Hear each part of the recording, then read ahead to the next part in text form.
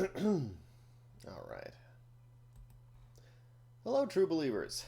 It's me, Joel Clark, exhausted editor of Lone Wolf Bestiary. And as you can see, I've changed my video setup a little bit. I'm doing OBS because it seems to be working now. So that's fun. And you should be seeing me in this corner over here. And then you should be seeing my wonderful work right here. This is the latest chapter I've finalized, the Bestiary. I might actually remove this and this from this because I like the artifactless, the marginless um, chapter headers. I think that makes them stand out a little bit better. But Bestiary. This is actually the third chapter that I've completed in the last month or so, the last like 4 or 5 weeks. And I completed this one in only a couple of days after starting it, so I'm on a roll. We are after the final things I added this one. I added armies to this one, so there was an example of platoons and how they might get used in a game. I added 3 for each faction, so there's a total of 21 of those. They're really brief. I'll scroll down to them in a minute and you'll see them. Um, but I did that. That's the last of the new content. Everything else is just me going and editing. Editing can take a little while because I'm doing editing and layout. And there are 3 things I'm accomplishing with that. That's why it's being kind of a grind. I'm making certain that I don't have any like typos or misspellings and things like that. So it's a very general, like high level edit like that. Um, but I'm literally reading every word in this. And the reason I'm literally reading every word that I've written for this is so that they all make sense together. And I found reading like that there are times when I just kind of go in a circle where I'm talking and I don't ever get to a point. There's times when I reference something that I don't clarify. There's basically times where I write something in the text and it's not super clear what it's supposed to be doing. And so part of this edit has been clarifying that stuff, being specific with things, cutting things that don't go anywhere, adding new stuff that makes these scattered puzzle pieces actually work and function, and making certain all the page references point you in the direction to find these little things I'm putting in. And so when you're looking at this text, and you should have a PDF of this. I'm going to put this in the update where we put this update. You should have a PDF of this. You'll note if you read through all of the different descriptions of things, they're a little more clear. Most of the monsters have had like little bitty changes, a line added to their description, or like a re-clarifying of their rules text somewhere.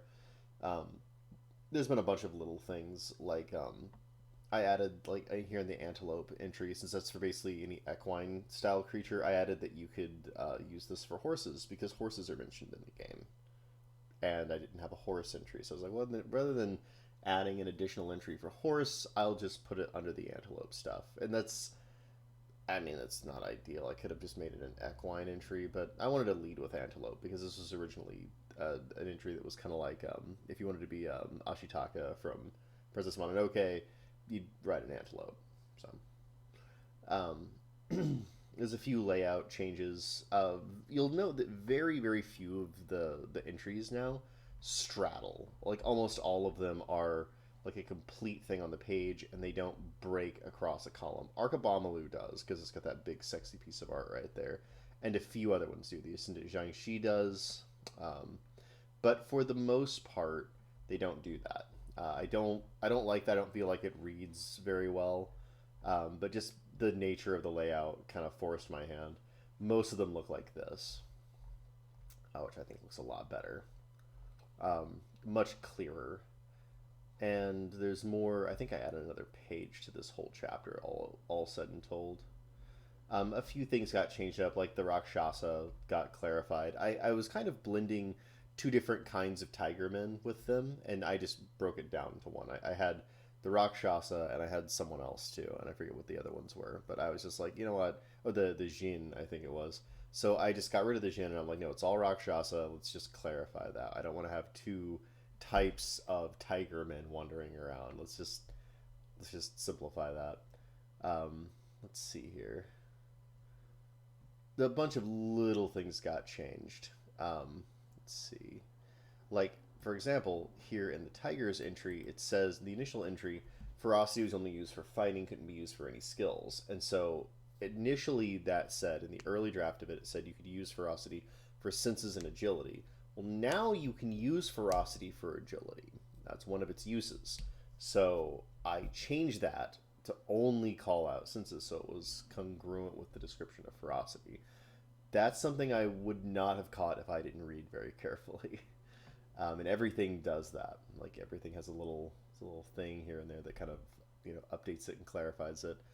Some of them, like the warped water gods here, I didn't need all the text for their entry. I just didn't. The same thing with later on. There's one. No, earlier there's one. It's a Half-Life god, and then there's the maggot god. I want to say.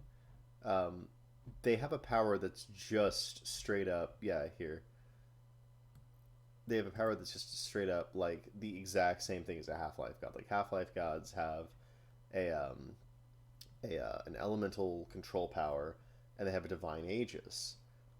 And instead of recreating the text for the divine aegis twice, which would be redundant, I just referenced it, so that saved me a whole paragraph worth of space, which was really nice. Little things like that really fix this. Um, but yeah, you'll note I think there was only those two entries that are split, and the rest have this wonderful, nice cohesiveness to them. Um, I went back and I read the description and the powers for all of these guys. I think they're fine. There's a few little things I changed. For example, Badara Kala here had a jaw anatomy, but his singularity swallow doesn't reference his jaw. It references his colossal maw. So I changed that to colossal maw. The Mad Simug here, his flight power was initially the exact same thing as the Sky Murdering flight.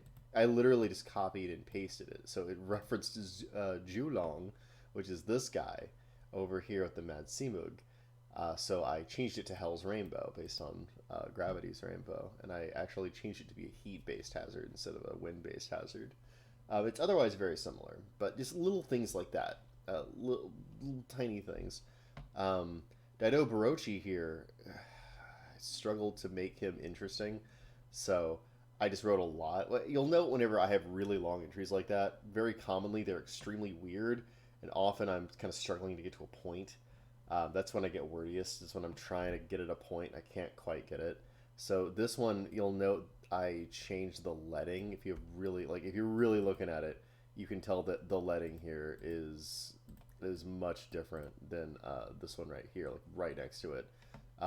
It can escape the naked eye, but you can see how like the top of the D and the bottom of the G almost touch here, but you don't see that here. Like the top of that Y, or the bottom of this G and the top of this T are way far apart. That's a leading change. It's subtle, and it shouldn't. Hopefully, it's not so close that the letters bleed into each other in the final print, because I know printing can make these things a little more difficult. But that little tricks like that help me to get these big blocks of text to play nice in these little sections here. I changed Smiling Boy, so there's this nice big empty spot here on the page. I really like that empty spot. Let's see, and then down here, my promised armies. Yeah, I like the way those wound up formatting too, by the way. Here's all the armies. We got Ratman Legions, the Burning Legions, the 10,000 Radical Tribes, the Underclass Revolutionaries, all the things mentioned later on in the Lores chapter here. The Beast Devil Legions, the Jiangxi Legions, the Yellow Turban Tech Rebels. And there's a lot of information about them. They're very characterful, punchy entries. And you'll note they look really big, but if you zoom in and kind of get a little bit more info about them, these are individual like units you might encounter within an army. So you have the platoon type, kind of a just general description of what they are. These guys are skirmishers, these guys are cavalry. The typical membership, their equipment, their training, any special benefits they have, and then what tactics they use, and that's it. So really, it's not that bad. You've only really got like that. That's a single entry. So you have that one, and then you have this one, and then you have that one. So you have three kind of typical versions of or typical kinds of units you'll find in a given army. and they all have those, and I'm reasonably pleased with them. I wouldn't mind playtesting them a little bit, but this is just me trying to see what I could do, like playing around with the admittedly abstracting um, platoon rules. Um, I developed the platoon rules whenever I was doing a version of Blood from God's Eye, and the players like started like they fought a real war. Like they actually were thinking about it logistically, and they brought armies into the field and things like that. And I was thinking to myself, like, well, there's a lot going on in this. Like if I'm rolling these as sets of 10 and I'm having them all kind of act like characters, like there's a lot of dice moving around, and there's a lot of values that are shifting around, and none of it's really adding a lot of fun or strategy to the game. Most of these things are making very small, predictable changes to the game that could be abstracted with something diceless and tracked a lot easier. I wouldn't have to consult dice for it. So the platoon rules grew out of the need to um, make large bodies of troops act dicelessly.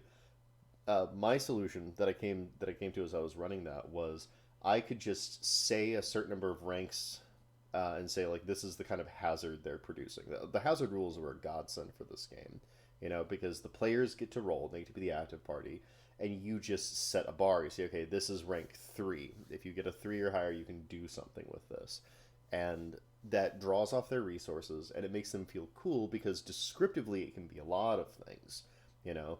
Um, like I was thinking a lot actually about the mid late part of the movie Akira, where the Neo Tokyo is going crazy and there's all the rioters in the street and like the cops with the tear gas grenades and the tanks and things like that. And I liked that because it was a really good contrast between like how different groups could approach the same conflict. The kind of rank and file dudes, like there wasn't really anything that stood out about them. Like the cops were in like these like disciplined blocks, and they would shoot their guns and they would take shots and get shot, and the rioters were kind of this big mob. But then you had Tetsuo wandering around, like stopping tank shots and like blowing stuff up and throwing things around with his superpowers. And so clearly he's kind of playing the role of a lone wolf fist there. But you also had Kaneda and all of his biker gang, and they were much more dynamic as a force. They get to move around these conflicts and engage with them with a lot more detail and specificity. Now, the reason for it in the show is because they're main characters, and so they get to have a little more personality than this kind of like background or scenery characters that we're seeing move around here. But what's interesting about that to me is that also slots very nicely into the disciple rules. They get to roll dice, they get to do stuff, they get to be a little more unique and individual. So that scene is perfect for tiering like what kind of NPCs people sort of subconsciously expect and how they expect them to manifest. And the platoon rules grew out of a recognition of that kind of background type of NPC that's still something you have to consider because those guys were still shooting the tank shells. Like they were doing stuff. And individual characters get kind of called up for them to meet the needs of a scene. But that change in focus, like just moving that camera lens and kind of looking at like group scale tactics versus individual tactics, personal power versus group coordination versus large scale tactics, like the interaction of those things, because those things bled seamlessly together in that sequence in Akira. Um, like that, I wanted that same kind of thing in gameplay, and the platoon rules really filled that niche really nicely. And I think whenever we make war rules, a lot of times that's sort of the platonic ideal that we're going to. So when I approached these guys, I already had the abstractions and everything, and I just got through just now tweaking the platoon rules. I finished up the GM chapter, and one of the things in that chapter is the platoon rules, and I just got done not too long ago, just slightly tweaking those guys, just a little bit, so they felt a little more right. And I actually just ran a session with some of them, and they felt better. They definitely felt right. But I wanted to have a lot of examples of platoons that you could actually just put in your game because they're not dissimilar from hazards. They're a little bit more mobile and personable. They're people, and they're described in terms of group tactics. And so the tactical infinity that can interact with those is distinct from the tactical infinity that interacts with, say, like a raging bonfire or like a tsunami or an earthquake or any of the stuff that poses hazards in the world of Ashes and Ghosts. A lot of the bestiary is it pushes the boundaries conceptually of what the dice can represent, and it does it in a really, really interesting way. The platoon rules are one of them. The other way, of course, is the catastrophe dice. The ferocity dice, being like just fight dice, are really nice too. I like that. But the cataclysm dice is what they're called. The cataclysm dice, uh, the way they manifest as a series of specific kinds of effects, but you still roll them. I really, really like that as well. Again, it kind of it's communicating to you as a user of this game that, hey, look, you don't have to be strict in your thinking about how the dice can work. You can be more creative. Here's some different ways to approach it. And it's taking liberties with the core concept, and it's getting interesting, unique new results from them that work well, again, with the core concept of being this like kung fu superhero. So I was really excited initially to put some of these things in this chapter together, and I'm really happy that it's been finalized. Although, again, looking at it, I might go back and get rid of this, just so that looks a little bit nicer. And I might actually go and take those two split entries and see if I can't fix them up a little bit. I really like the Arkabomalu as he is, and like those are just the two ones. Like I could somehow squeeze this up here, it'd be perfect, but this is a little bit too big. If it wasn't, if I could, if I took this out, if I took this beautiful piece of art out, and found some other home for it, like maybe here. Like you can kind of see it once you've done the layout, you can kind of see where you've got spaces for things. It's not a bad place for it actually, and it doesn't make it too dry in that section because I got a lot of monsters. Otherwise, is there another good section for you? I want him right next to the Arkabomalu entry because he is the Arkabomalu, right? But it might be better to find like that's really text dense. This would be really hard to mess with. Like right there is not bad either. I don't want to put him with the disasters. I could scoot this over here and put him down there. Again, he's not Smiling Boy, so it's not appropriate there. But man, I would if I could just maybe and I'm always second guessing. That's why this is taking me so long. Like if I scoot this out of there, I could just have this entry down here, and then I could have the aquatic predator move over, and I think that's just enough that I could have the Jiangxi on this little thing here. I might do that. Most of these won't take that long. It's actually really easy just to grab and move a piece of art and then just do a couple of quick edits. But yeah, aside from that, this chapter is done. It's really excited to have it done. Tonight, I'm going to watch the Super Mario Brothers movie with my kids. I'm looking forward to that. And then after that, it's Armory. And I actually had to go into the Armory while I was working on this chapter. Is one of the things that's frustrating about the game is that all of its parts kind of interconnect, and there's a part in here where there's a trapped spirit entry, and it's not clear how much hit points here, spirit demon trapped in technological prison. It's not clear how many hit points the tech prison has, but you can break it. So I was like, okay, if I were running this game and I needed an answer right now, I put this thing in, and the player's like, I'm just going to hit it with my big old hammer, and I looked at this. Is it intuitive to me where I would find the answer to this? Because my first thought was like, well, you could just go to the breaking stuff entry, but it's clear that this thing heals itself somehow. I put that in there, and it's not clear how that works. Now, what I meant to allude to there was the crafting rules and the fighting vehicles rules, which at this point weren't quite finished as I recall. But I had a draft of them. So, so I looked at those rules. I'm like, okay, maybe there's just something I can point to in those rules somewhere. Not there.